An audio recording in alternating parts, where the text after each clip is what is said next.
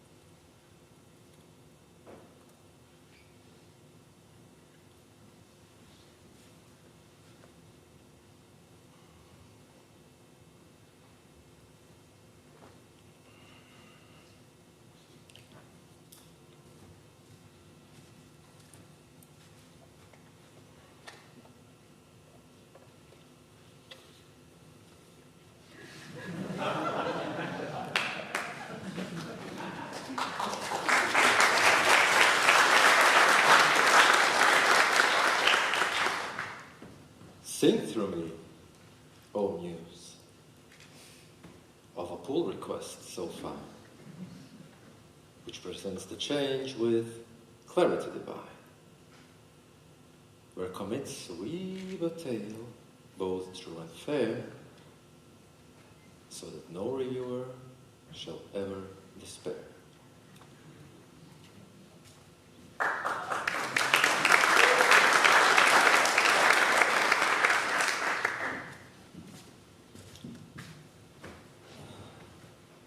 This is a tale as old as time. It is a tale of empathy, consideration, caring, and also of sharing, communication, collaboration. It is a tale of a pull request. But what is a pull request anyway? It can be many things. It can be the last step, the final hurdle we have to overcome to bring our changes into the main branch. It can be a request for feedback, cry for help. It can be a place where we evaluate, discuss, experiment with different ideas and approaches.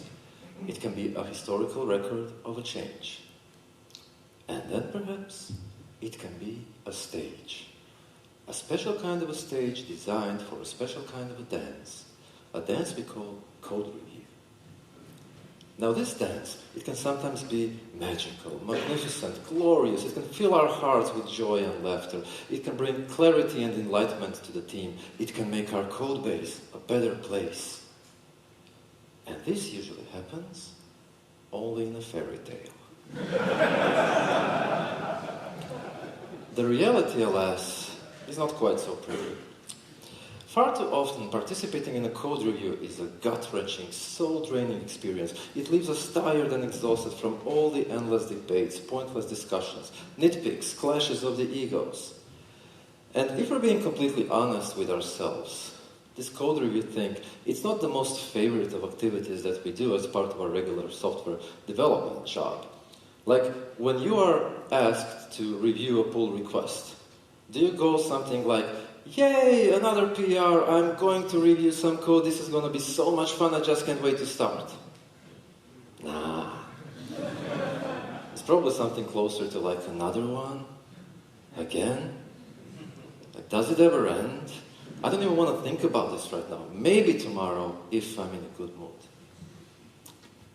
Now there are reasons for this. Many reasons I will not go into, but I can recommend an excellent resource, a great book on the subject, which is aptly titled "Looks Good to Me" by Adrian Braganza. Now this is really a terrific treatment of the code review practice, filled with a lot of practical advice that will help you improve this thing, make it a more pleasant experience for everyone on the team, and reap more benefits out of it. So give it a read, highly recommended. But in this talk, I want to focus on one thing and one thing alone, and this is a pull request. And I would like to submit here in front of you, my dear audience, that the way we create and organize our pull requests, the way we design and build this stage, in many ways decides the look, the feel, the shape, the appeal, the fate of the dance taking place on it. Here's why. You see, when we assign a pull request for a review, what we essentially do is we share information. And there's a word for this, and this word is called communication. Now, one of the key techniques of good, efficient, effective communication is organizing the information that we share, making it more presentable so it can be more easily understood by our recipients, our readers, the reviewers. Now, there are three key pieces of information that we share in a freshly assigned pull request. So there is the title, there is the description of the pull request, and then there are the changes that we made to the code.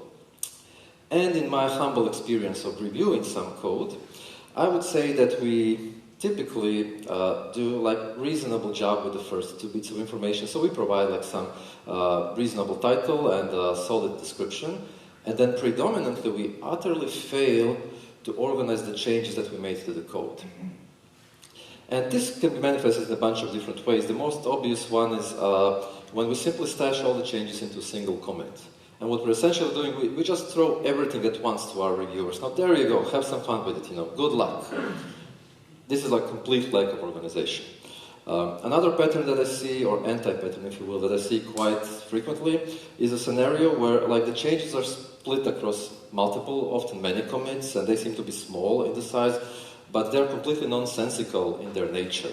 Right? So like when you take a look at the commit titles, you will see, or the Git history of the branch, you will see something along the lines of work in progress, or WIP, full, bar, buzz, blah, more WIP, make it work, make it really work, make it really, really work. This time it's definitely going to work. Now, this kind of a history, it makes zero sense to the author, let alone to the reviewers, and so we are forced to look at the entire diff of all the changes at once, so it's just the same as thing number one. Yet another thing that I occasionally see is a situation where we have a history, there are some commits, the titles seem promising, like commits are actually concrete and relatable, but when you take a closer look at this history, you're going to see something along the lines of update the dependencies, add a new dependency, implement the entire feature, fix the CI build, update the change log. And so here we have like one mega commit that packs like 99% of all of the changes, so it's just more of the same.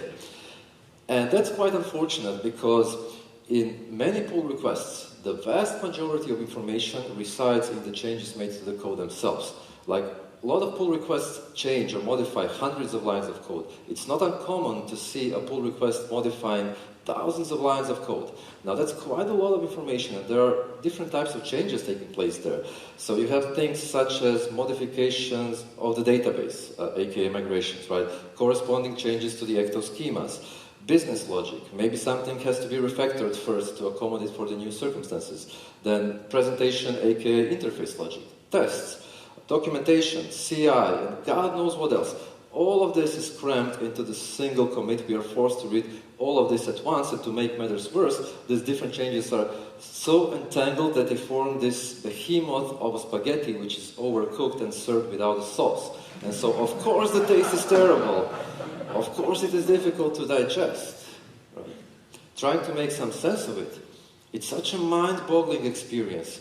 It is mentally taxing, it is energy draining, it is time-consuming, it is frustrating.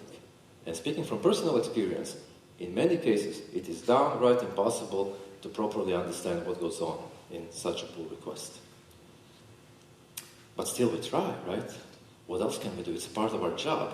We are asked for a review, and so a review we shall provide. But how can something which is unreviewable be reviewed? Now, there are two tricks of the trade here, and this is really simple stuff. But the problem is no one will ever tell you about it. Everyone keeps quiet about it in front of the other people, right? But only today, in front of you, my most beloved audience, only in this charming town called Varberg, I shall publicly talk about these tricks. Okay, so are you ready? Yes. So, trick number one, just approve the damn thing. So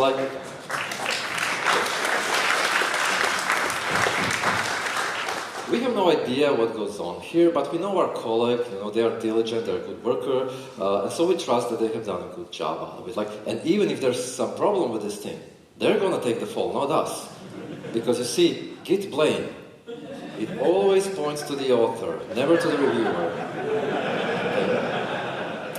So we're not going to provide any feedback, right? Because we have no idea what happens there. But we can add some nice uplifting message, a tap on the back, if you will. So like, nice job, good work, LGTM.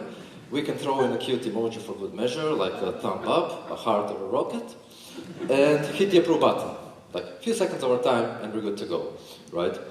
And then we can go back to our own work of producing our own monstrosity of a PR. So this is all well and fine, but there is a big limitation with this technique. And this is that you can only use it sparingly. Like if you use it too often, it's going to look suspicious. People are going to be onto you. Right? So like these teammates of yours, they weren't exactly born yesterday, okay? You should never underestimate them. You should always assume that they are at least as smart as you are. So for the most part, you have to be a bit more sophisticated, right? So you have to provide an illusion that you're a thorough, tough reviewer. And the way you're going to do this is you're actually going to write some feedback, okay? You're going to produce some comments. But because we have no idea what goes on here, we're going to focus on like superficial, shallow stuff, more generic stuff. So like, I could, for example, write a comment along the lines of like, this function is too large, it should be split into smaller functions. Like, I have no idea what this function does, what's the purpose of it, but split it and it's going to be fine, right? Perhaps I, J, and K are not the best variable names, perhaps type specification can be refined. We can always nitpick about layout, about line breaks, about grammar and spelling. Like, British versus American spelling, this is a gold mine for making a bunch of comments. Also, Oxford comma, you're welcome. So, like, I don't want to say this stuff is useless, but like, are we making some meaningful contribution here? Like, is addressing our feedback significantly going to improve the code base? Like, if we're being perfectly honest with ourselves, in many cases the answer is sadly no. But what we do here is we create this implicit promise, implicit social contract that by addressing our feedback, we are going to give an approval. And this is what usually happens, and we approve the thing that we don't understand, so it's just more of the same. And as a result of that, it is far more likely that more important, bigger structural issues make their way into the main branch and into production, right? So stuff such as incorrectly understood requirements, unhandled edge cases, insufficient test coverage, crashes, memory leaks, privacy issues, security issues. All of this stuff can now more easily hit our production users, and it becomes the responsibility of the entire team, right? So that's a little bit unfortunate, wouldn't you say? But like, yes, thank you. But like, in our defense as reviewers, we can say like, look, we can only work with what we got at hand. The PR was as it was, I did the best I could. Like, despite how us Elixir developers like to call ourselves, we're not actually alchemists, okay? Like, don't expect us to make a delicious soup if the only ingredient we have is poop. And so it is what it is. Or is it? Perhaps there is another way. A road less traveled by which, if taken, might make all the difference. And it goes something like this. So when we are asked to review a pull request, what we're going to do is we're going to take a deep, honest, concentrated effort to actually understand these changes. We're going to try to be professional, not just try to look like one, okay? But we're not going to take a lot of time for this. So like 5 to 10 minutes at the most. And if within this time we see that we're making little to no progress, we are going to give up. And we are going to inform our author that we were unable to understand the changes the way they are organized, and so as a result of this, we cannot obviously give an approval, and we also cannot provide some actionable feedback, which, if addressed, would lead to an approval. Right? We're calling it like it is. We are basically returning the pull request on the ground of it being unreviewable, not understandable. Right? We should really do this more often in our industry. We should normalize this stuff. Like, in decades of my professional experience, I have seen this done by other people 0 times. I have myself done it twice. Like, we should do it far more often than that. It's perfectly normal to just return the pull request because you are not capable of understanding it. The problem is not you, okay? But this in and of itself is not going to be enough, of course, because everything is clear to the author. So we should reach out to them, discuss, bounce some ideas about how can we actually focus this pull request, make it understandable and reviewable, right? Which begs the question, like, what makes a pull request reviewable? Now, there are two simple properties, and I have to say that this is like such a low-hanging fruit. It's right there in front of us, staring at us, in our eyes, that I'm absolutely astonished how rarely do I see people reach for it in practice. So, thing number one, slash the scope. A pull request does not have to implement the entire feature from start to finish, and this is number one mistake that I see far too frequently. A feature can, and often should, be split across multiple pull requests, which are smaller in size and scope, and therefore they are more easy to understand. Okay? So, what does small mean, though? In terms of lines of code, which is admittedly a shallow metric, so don't take this as a hard rule by any means, but my guideline would be that for the vast majority of pull requests, they should not exceed 300 lines of code changed. Okay? Going like up to 5 occasionally is fine. Above that, it becomes like exponentially worse in most cases. Now, there are of course going to be exceptions both ways. Like one simple contrived example I can think of is like you are renaming some widely used domain term. So like foo becomes bar, and you do a global search and replace, and you touch hundreds of files, thousands of lines of code, and that's going to be like 1 or 2 commits, maybe one commit which does global search and replace, another one which just renames the file. And it's going to be a single pull request, and that's fine. Actually, splitting this is going to make it more confusing, of course. So understanding this is going to be easy the way it's presented like that, right? And this is really what you want to optimize for. How long does it take to understand the changes, given an average reader, average reviewer? So someone who's reasonably familiar with the technology and someone who's reasonably familiar with the project, with the business part of the project, right? So I'm not talking about noobs, juniors, people who are otherwise experts but new to the team, or I'm not talking about like those super smart people like Jose, Valim, who understand everything in like 3 seconds, so like an average member of the team such as myself. For us, it should take about 5 to 10 minutes to fully understand the changes. Now this leads to some important benefits for everyone. So first and foremost, you're going to receive your feedback sooner. Obviously, of course, because it takes less time to actually review things, to understand things, but also because people are going to be more inclined to start the review sooner rather than later, right? Because like, let's say that I have 10 minutes of time on my hands. Like I've just pushed something and I'm waiting for the CI build to finish, and like, am I going to start a review or not? Like, it depends. Like if I typically expect these monstrosities of a PR which require an hour or so of my time, then the answer is no. I'm going to take a coffee break instead. And maybe near the end of the day I start looking at your stuff, maybe tomorrow. Like, sorry, not sorry. On the other hand, of course, like if we have the culture of this small, nice, quick to review pull request, then sure I'm going to grab one. Maybe if I'm lucky I can squeeze in 2 in this amount of time that I have. Like I want to get this stuff off my plate, and I also want to unblock you as well. But help me help you, please. So that's one thing. Now in addition, it might mean less work for the author actually as well, because it's less likely that we are going to receive some spam, like this nitpicky comments which are there just for the purpose of providing an illusion of a review, right? So it might mean less of useless, futile work for us. And the kind of feedback that we receive is more likely to identify big, important structural issues, the kind of stuff that we want to identify before we merge our changes. So in summary, everyone on the team is faster, the author and the reviewers, and we all produce the output of better quality. Like this is not a trade-off, people. What are we talking about here? Make your pull requests smaller. This is the number one thing that I can advise. But in and of itself, it's not going to be enough. And I speak from experience that like even when it's small, it can be hard to review. I've seen pull requests which modify like less than 100 lines of code, and I struggle with them. So what you want to do in addition is you want to present your changes incrementally, gradually. And for this you use commits. Right? So think of it as follows. If the entire history of the project is turned into a book, then each individual feature would be a chapter. And each pull request would be a section in a chapter, short section, like 1 or 2 pages long. And each commit is a paragraph, which adds some small, relatable, concrete piece of information to the table. Another one builds on top of it with more information, and so on and so forth. Commits are the fabric of your pull request.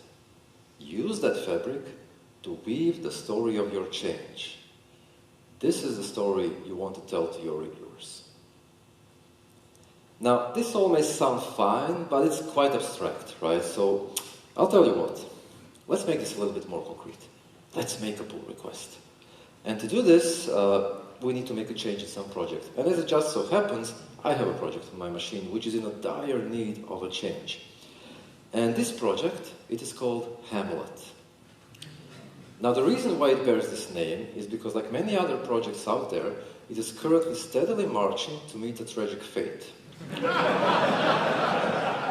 But you see, we're the authors of the story here, not some random bloke from the 16th century. And so we're going to do everything in our power to save our Hamlet, to allow our hero to live long and prosper. And what we're going to do, specifically, we are going to collect some metrics. So we can watch over our system, we can collect some runtime information about our system, and we can see when things are taking the wrong turn, and we can take some corrective measures. A divine intervention of a sort, if you will, which would prevent our Hamlet from making some unfortunate decisions with tragic consequences. And so specifically, we are going to collect or measure average utilization of beam schedulers. So, as many of you probably know, a beam scheduler is an OS thread which runs our code. It is the processor of our instructions. Now, there are two types of schedulers. There is a normal scheduler and a dirty, or more specifically a dirty CPU scheduler. The difference between them doesn't matter for this story. But what does matter is that we have those two types, and that we have multiple instances or multiple threads for each type. So, by default, you're going to have as many for each type as you have available CPU core on the host machines, right? So like CPU cores on the host machine. So like on this machine, I have 20 cores, so I'm going to have 20 normal schedulers and 20 dirty schedulers, and we are going to collect utilization of each. Then we're going to compute the average, and this tells us how busy or loaded our system is.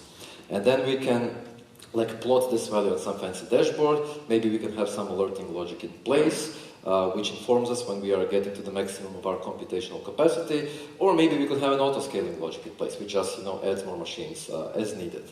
Obviously, of course, we're not going to implement all of that, and it shouldn't be done in a single PR anyway, right? I'm just going to start a pull request, make a couple of commits to make some points more concrete, and then in the third act of this talk, I'm going to show you an already prepared, finished pull request, which is already publicly available under my GitHub account in the repo, which is called Hamlet. So you can take a look at it and study it at your own convenience. Okay, so let's do this thing. Let's measure something, but first I want to pay my respect to the gods of the demo. Skål!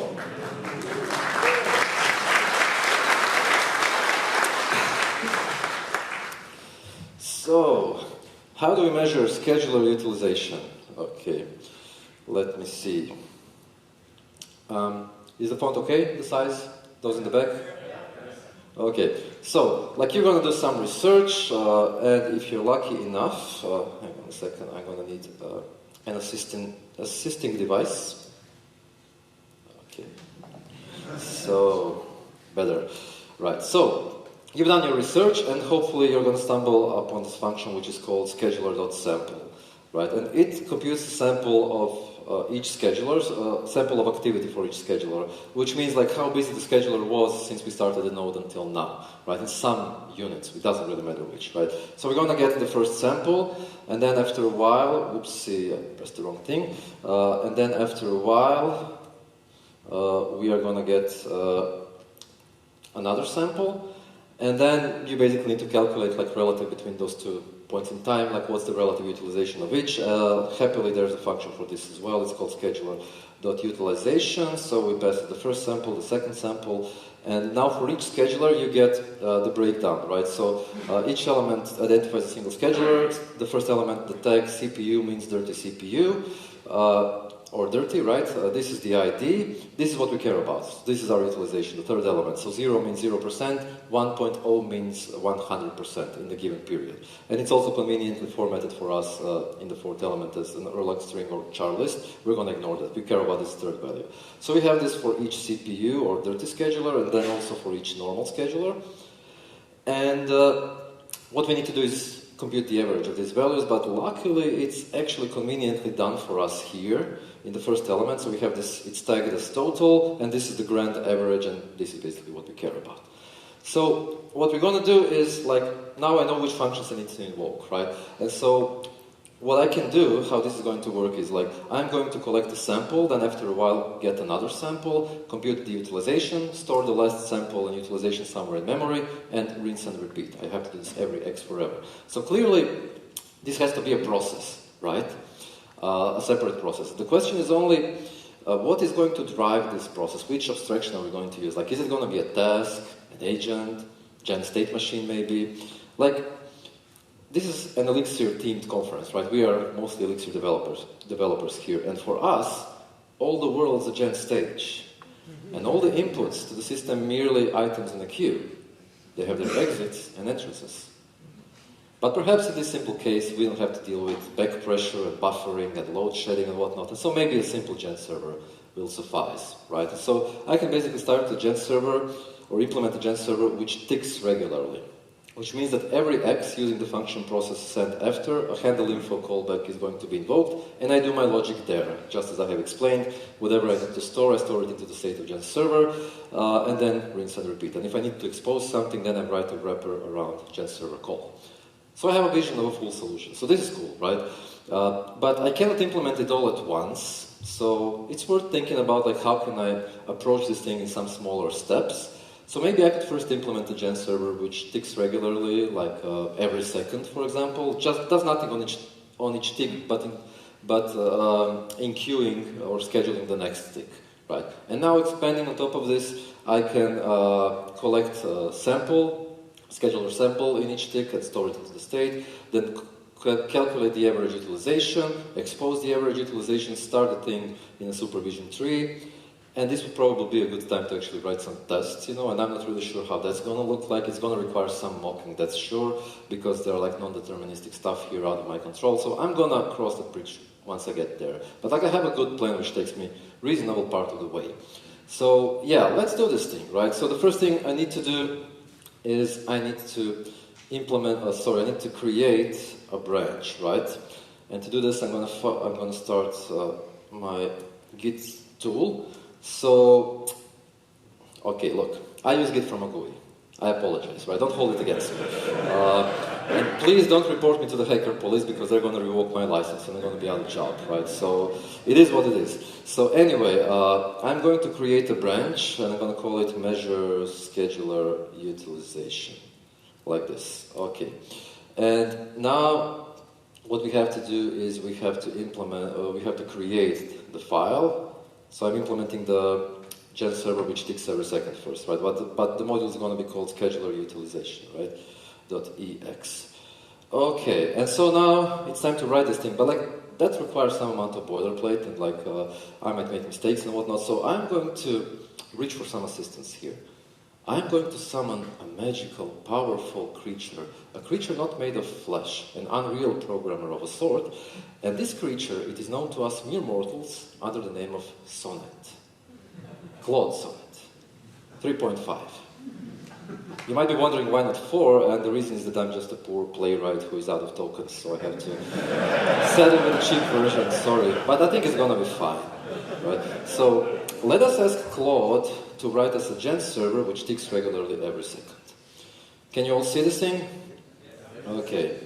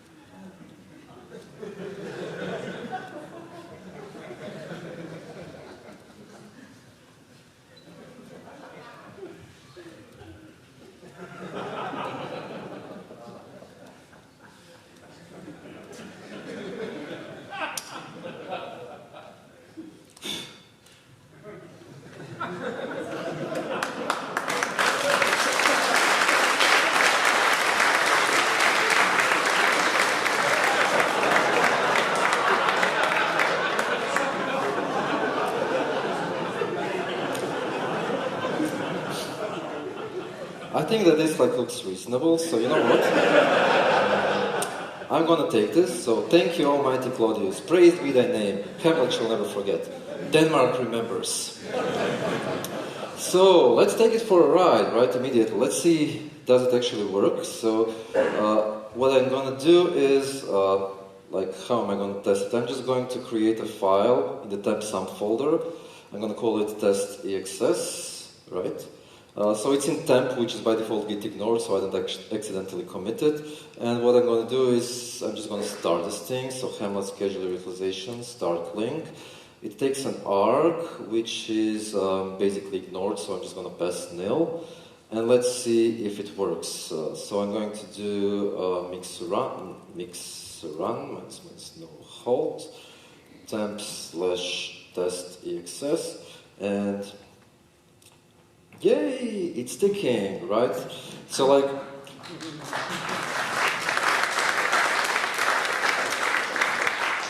I must confess, I was quite skeptical at first, but now I'm totally convinced. The vibe coding thing, it is real. Even a 16th century wannabe playwright can write highly concurrent code these days. What a time to be alive, right?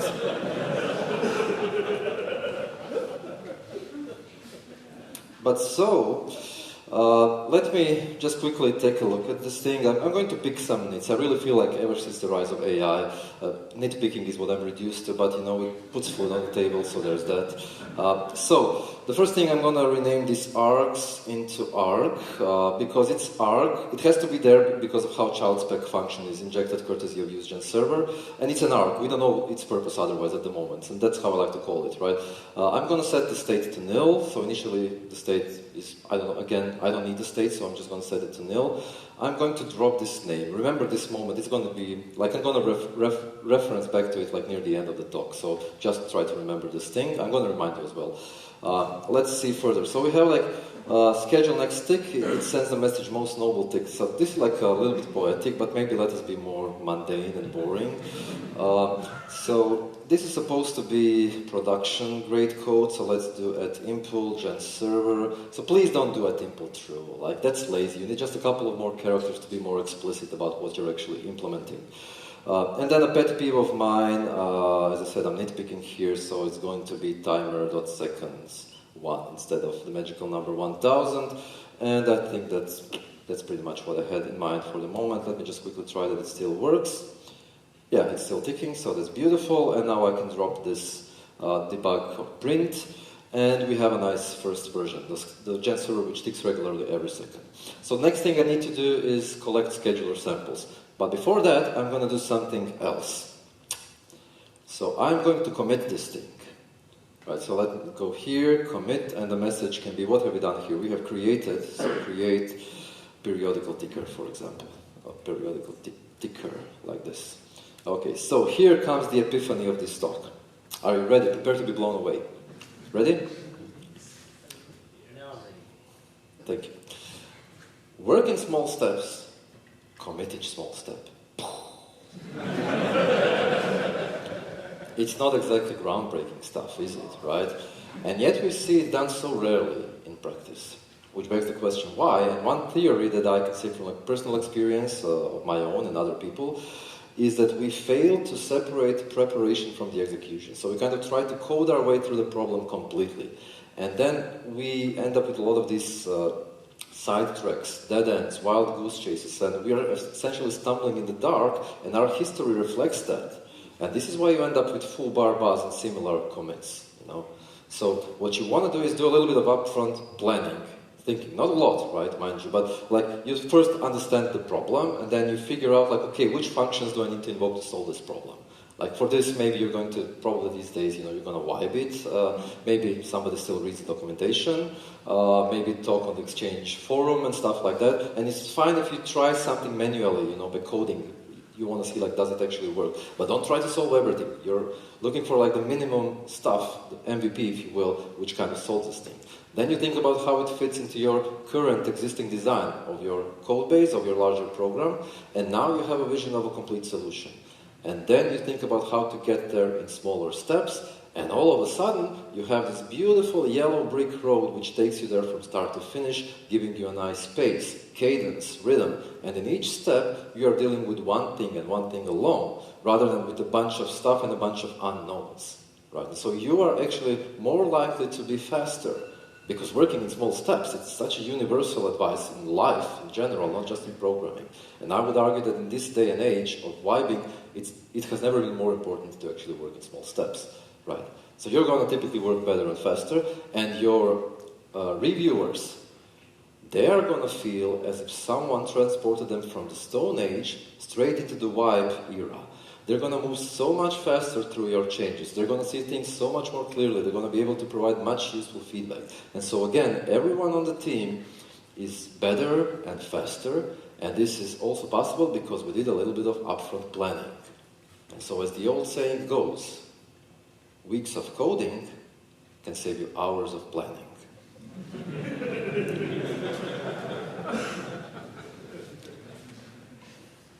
Okay, let us go forwards, right?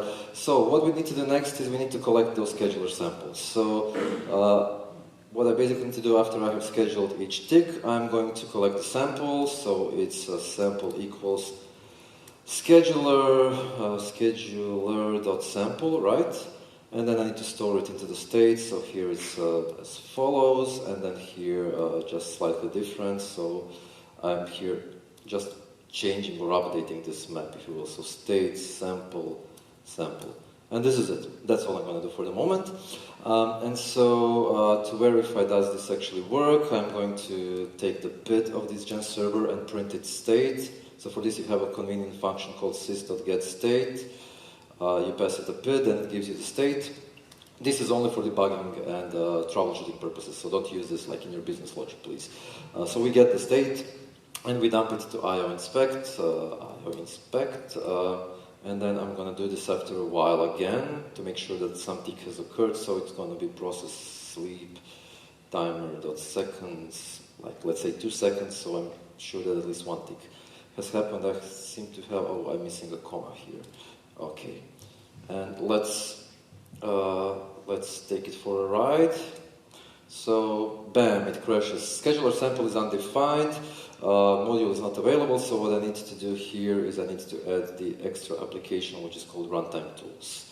Right, so typically you want to have this application anyway. It's informally known as observer backend. If you want to observe your production, then you want to have this included, right?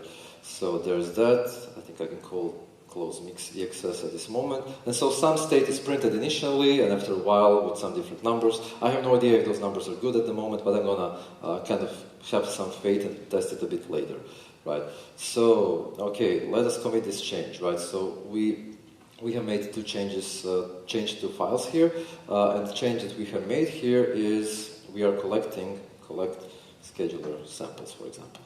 So like, you might be tempted to split this into 2 commits, like don't do this in this particular case. It's a small enough of a diff, and these different changes are part of the same logical step that we're trying to do, which is collecting scheduler samples, right? So it's best understood together. Like you read this commit, you see like Saša has added this extra application, I wonder why. Oh, in the same commit, like probably on the same screen, he's using this function from this module, so this has to be the reason, right? So it's actually easier to understand, right?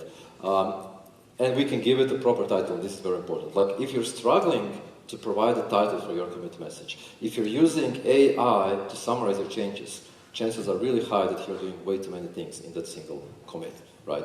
And another thing I want to mention here, like a small digression, a pet peeve of mine, and all of us have done that, okay? I'm not pointing fingers here, like I'm going to be the first to admit that I've done it many times.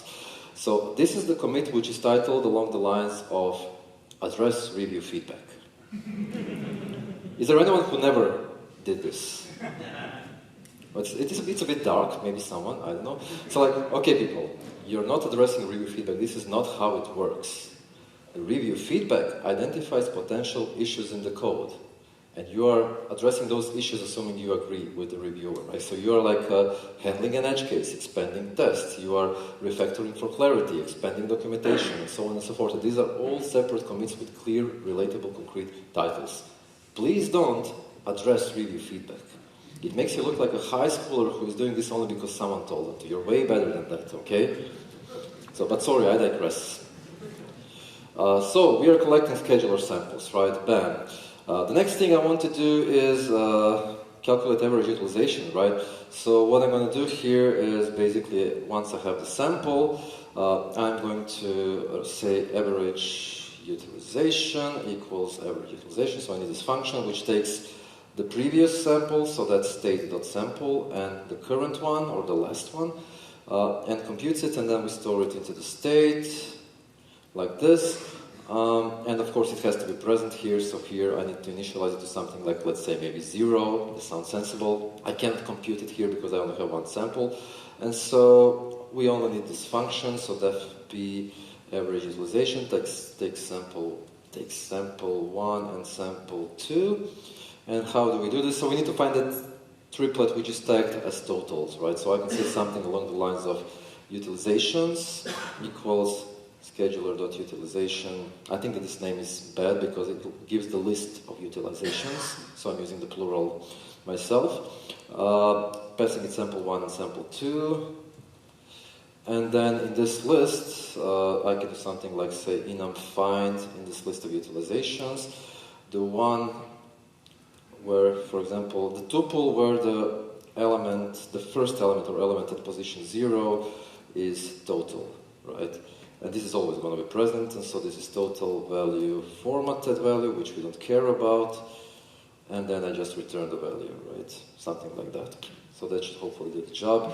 Let's see if it works. So yeah, average utilization 0, and then after a while something which is just slightly above 0. Still no idea if this is like actually a correct value, so we're going to check this a little bit later.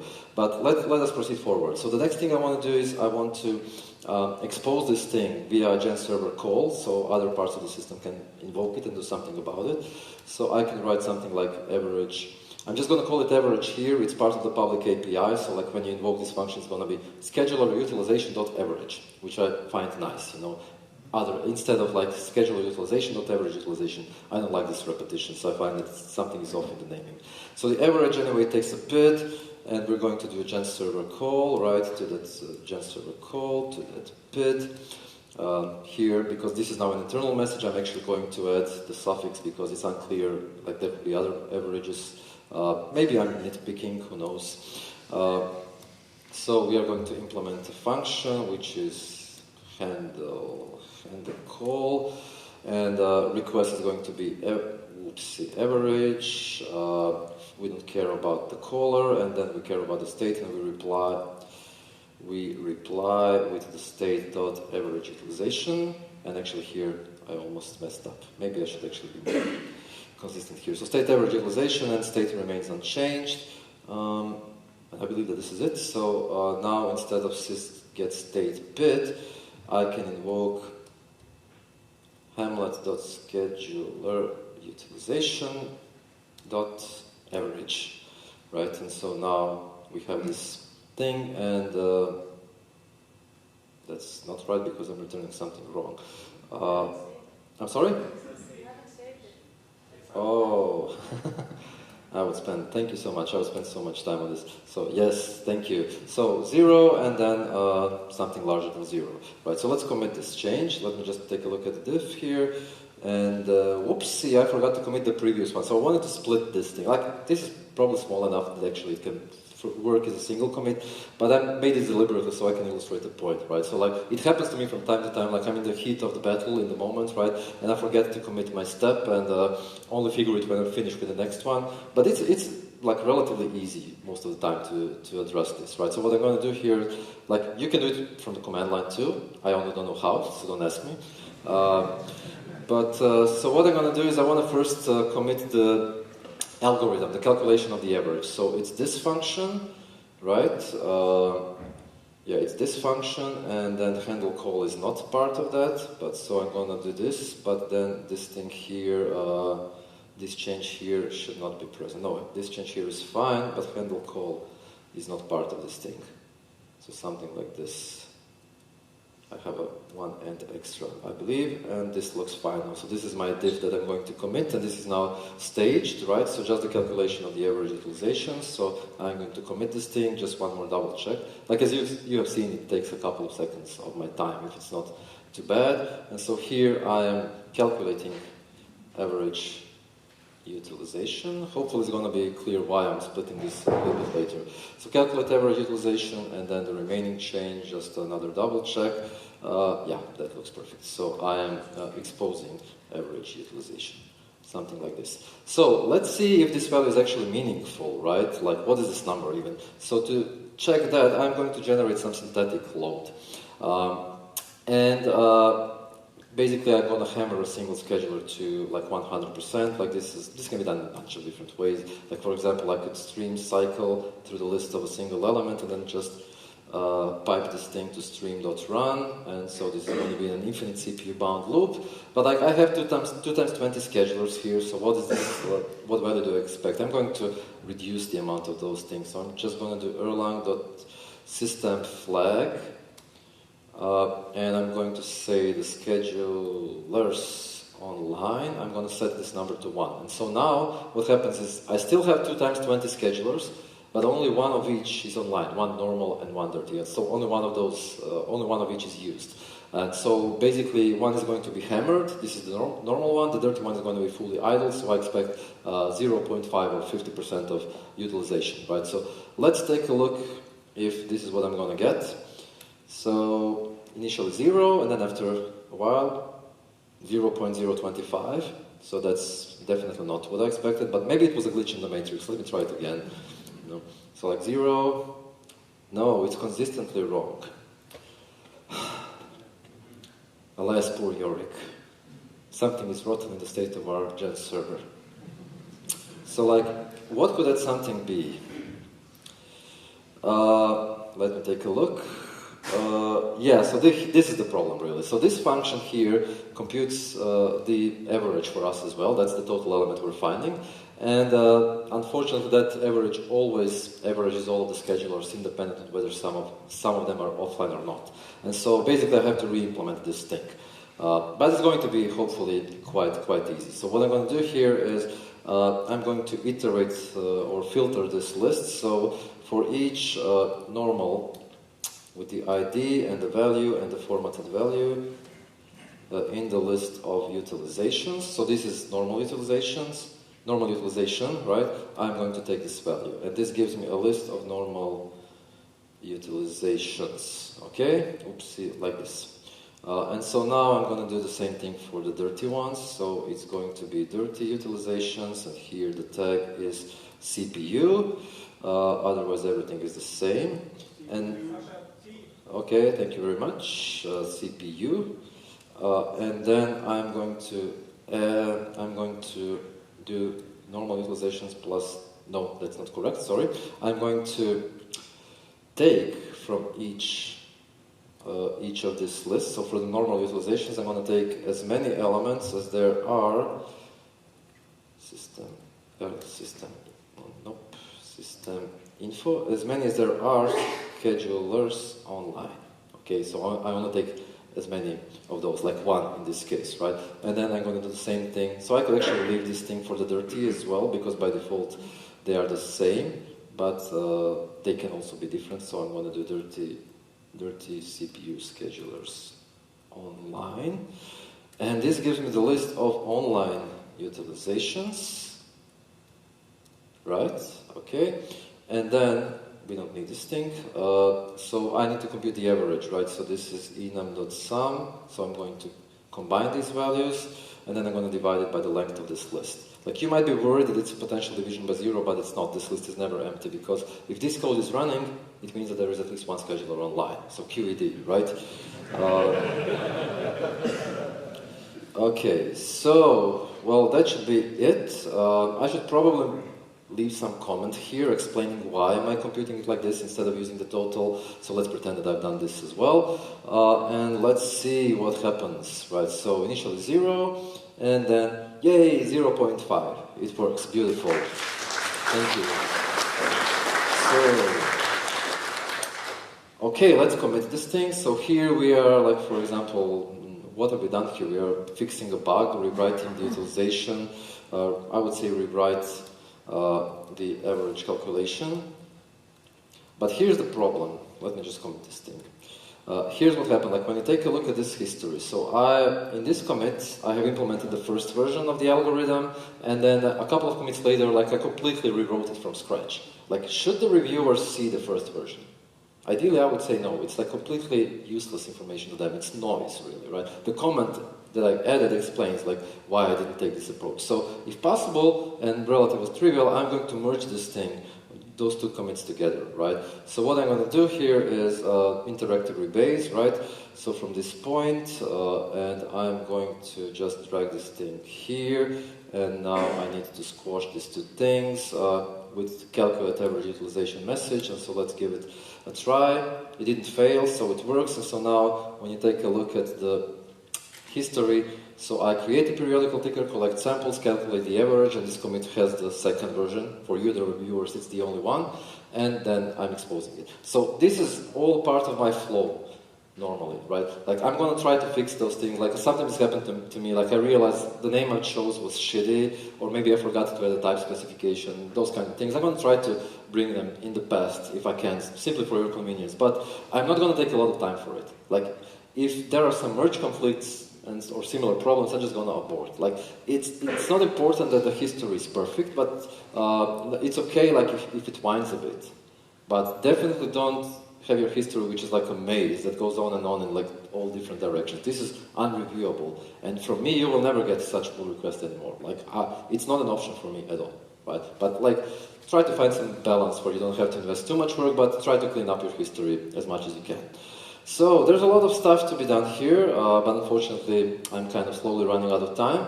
So I'm going to stop here, and instead, my most esteemed audience, I present to you the pull request. So, feast your eyes, marvel at his glory, behold the commits, they tell a story.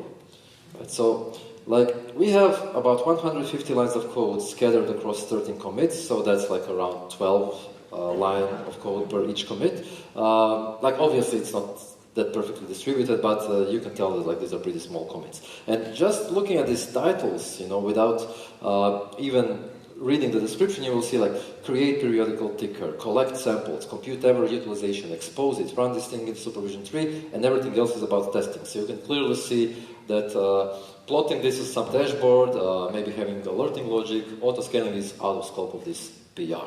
This is an example of feature not implemented fully, it's not nowhere on the UI, but it's a nice, well-shaped, rounded pull request that can be reasonably quickly reviewed, right? So like when you go through this kind of commits, let's take a look at a couple of them. So like create periodical ticker, right? This is what we kind of wiped over there. So it's like 20 lines of code, maybe a little bit bigger than the rest of them, but just, you know, generic stuff. If you're reasonably familiar with OTP, it should be like, it should take like a couple of seconds for you to understand what goes on here.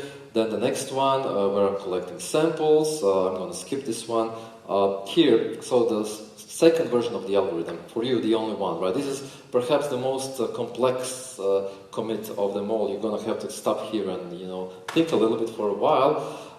But the cool thing is that like this is now presented in isolation, right? So you focus only on the algorithm here, and past that you maybe make some feedback, some comments, and past that point you don't care about how it's implemented anymore, right?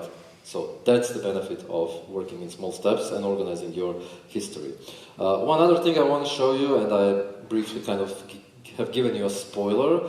So this is the first commit that I didn't write in this demo, where I'm starting this thing in a supervision tree, right? So because I'm starting it under a supervisor, I don't really know its PID, it can be restarted, and so I give it a registered name, right? Now you may remember originally when I wiped the thing, the name was already given, so Claude gave it the name, and I actually was pretty much certain, simply from experience, that this thing is going to need a registered name. And yet, I explicitly deleted it, because it was not needed then, and it would confuse the reviewer, okay?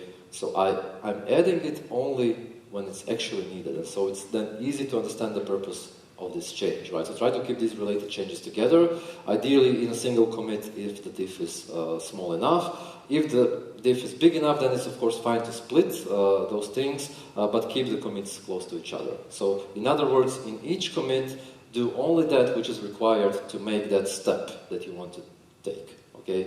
No more, no less. So every time I go through this kind of a pull request, which sadly is a very rare occurrence, but still it happens from time to time. Like, it's always the same experience. I'm hitting this next button, and I like look at the commit, you know, stretch a little bit, think like, looks fine, next. Spending like maybe a couple of seconds in most of these commits. And I reach the end, and I'm hitting the next button, and nothing happens. Like, I'm thinking like, should I restart my router? But no, I have reached the end, you know, and I understand everything. Wow. The legends are true. It is actually possible to understand something in a pull request when it is well presented. And you know what I do then? I do LGTM, a cute emoji, approve. But see, now we have done the full circle, but now this approval is earned. It is earned by you, the author. And you will know that it is earned, because you have invested some effort to organize your changes, to keep the scope reasonably small, and organize your changes so they can be more easily understood. And then you will know, or be fairly confident, that your teammates, your reviewers, have actually understood what goes on there, and if they have no comment, that they actually think this stuff is solid, right? And this is arguably the most important point of a pull request, or sorry, of a code review thing, to have your teammates check and approve your changes. And you can reap those benefits by keeping the scope reasonably small and by organizing your changes so they can be easily understood. Okay? So, time to wrap up. Let me go back to my slides. Okay.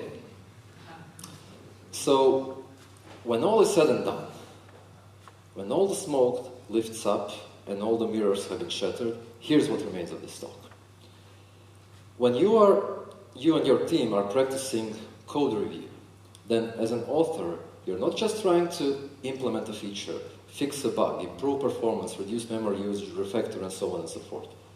You also get to decide how easy or difficult it is for your reviewers to climb up to the top, to reach that point of understanding of your changes. You get to decide whether they can do it at all or not. And so kindly have some empathy, have some consideration, try to make that job possible for your reviewers, and try to make it reasonably easy for them.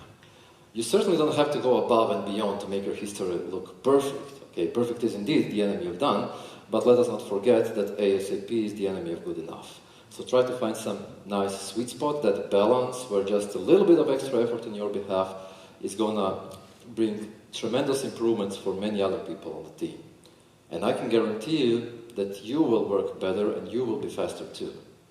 Because the quality of a pull request that you give shall match the quality of a pull request that you receive.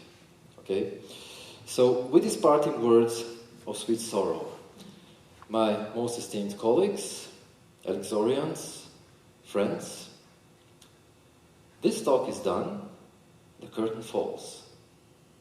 Gather outside, discuss in the halls. May pull request a story tell. I humbly ask and bid farewell. Tak.